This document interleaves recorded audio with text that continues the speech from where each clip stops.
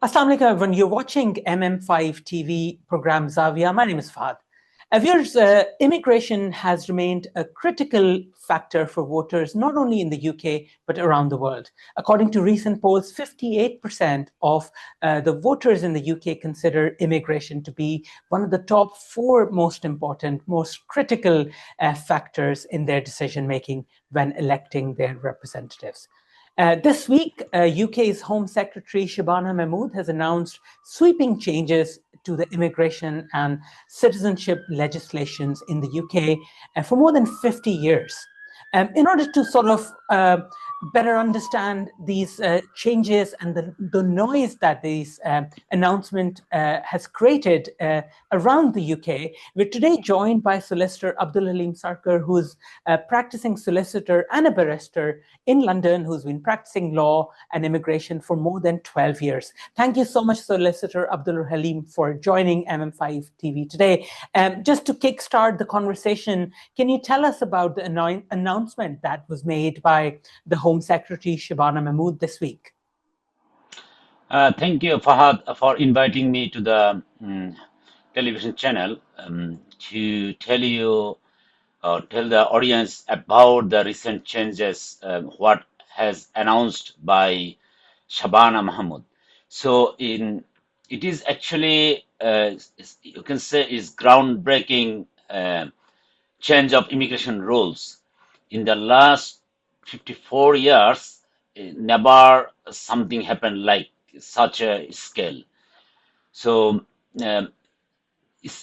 specifically, the settlement in the UK, the skilled worker used to be 5 years, which now it is taking to 20 years, and some of them will be 30 years to get settlement.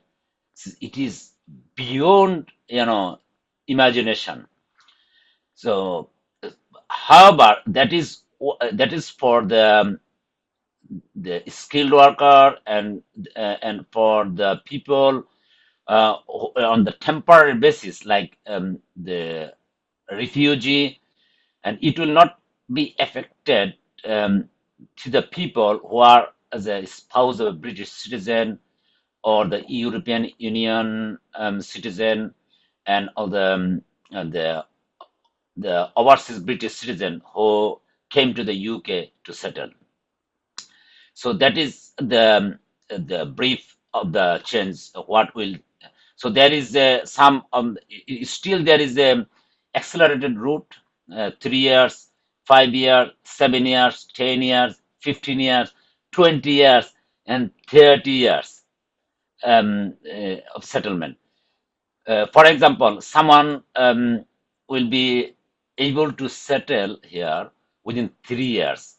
Who are they? Those are like global talent, and also someone on over 125,000 pound a year. So those people will be able to settle within 3 years in the UK. Okay, and next is 5 years. So 5 years will be like doctors and also various NHS staffs and public servants, like the civil service.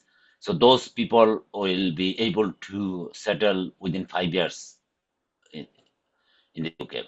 So that's gradually they extend the period. Like if some people or someone receive benefit within the last 12 months of his application, it will affect his or her ability or eligibility to make application for settlement. If someone doesn't take benefit,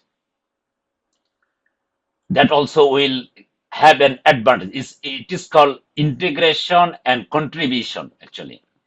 So if like integration means if someone has good command in English at C level or C1 level, European framework. So that is he or she will get 1 year exemption because of the integration. and contribution, what I explained is the salary. If someone is not 125,000 but over 50K, he or she will be in the category of 5 years. Okay. And so yeah, that's the various thing. So Changes. can I ask you, Solicitor Abdul Halim, has that now been enshrined in law, or is this a No, consultation that will go no, on and then? it is not law yet. So there is Mhm. a consultation going on until 2nd of December. There, some of them is going to be unchanged. It will remain unchanged, but Mhm. many part like 15 years, 20 years, that is still consultation going on. So Okay. that will be decided on the basis of the consultation. But a few route it will remain unchanged. One is the, as I mentioned, the spouse of a British citizen Mhm. and under the EU settlement scheme, and also the overseas British citizens who are in the UK, especially who came from Hong Kong. Yeah. And also in terms of, obviously, there's a lot of noise about the Boris wave, people who came to the UK after 2021. There was a healthcare worker route that was talked about quite a lot as well. So in your knowledge from what has been announced so far, who are the kind of people that these rules are likely to be affecting?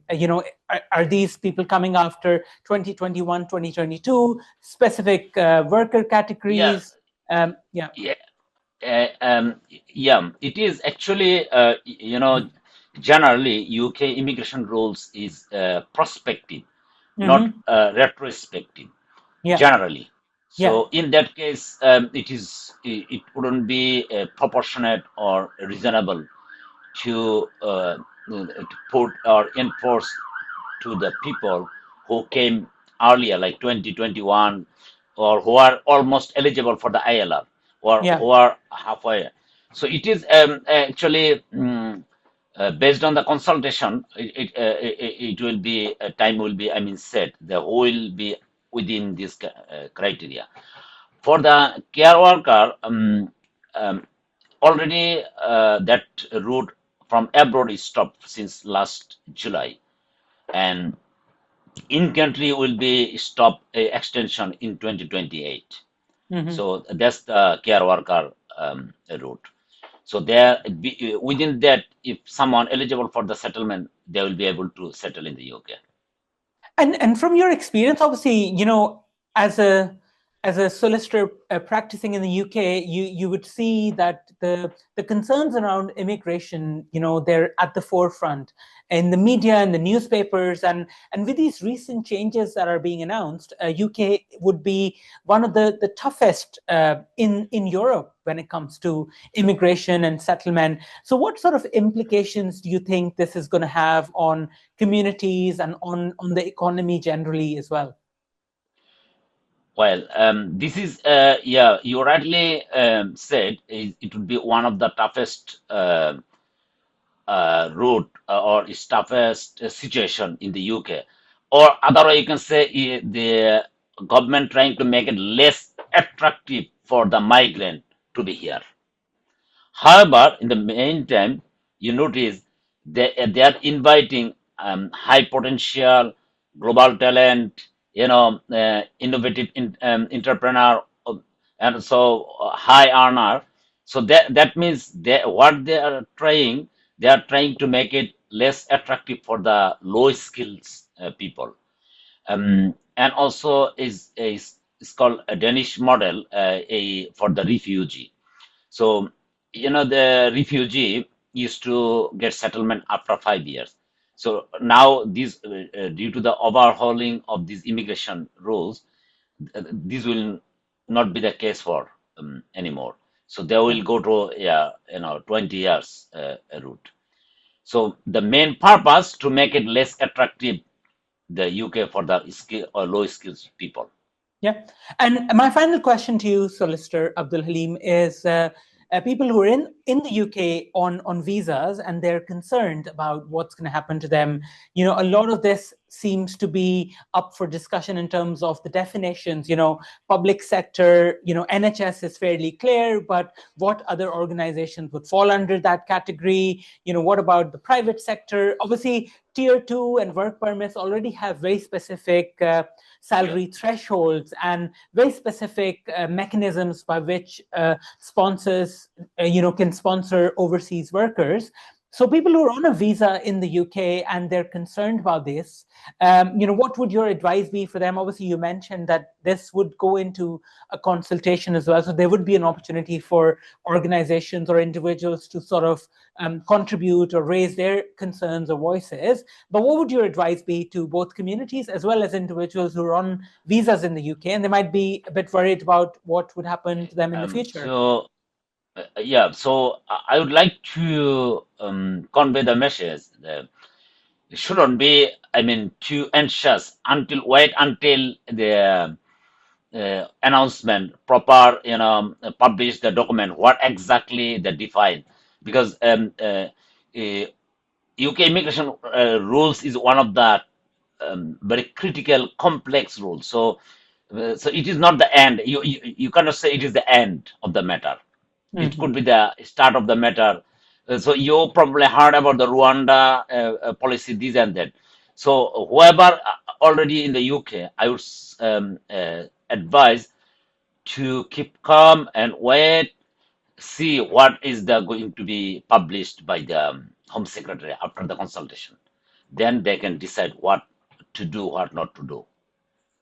Brilliant. Thank you so much, Solicitor Abdul Halim, for sharing your insights. We were talking about the overhaul of the UK immigration and citizenship legislations. These changes that have been announced, they are going to have a sweeping impact, and they're the most critical changes since more than 50 years. These systems, these regulations are going to get overhauled. But like Solicitor Abdul Halim said, these are not enshrined in law at the minute. In the next few months, in the weeks ahead, we would see more discussions and deliberations on these changes, and there would definitely be opportunities for community organizations, individuals to sort of raise their voice and their concerns as well. Thank you so much for watching this special episode of the program Zavia with me, Fahad, and stay tuned to MM5 News. Thank you.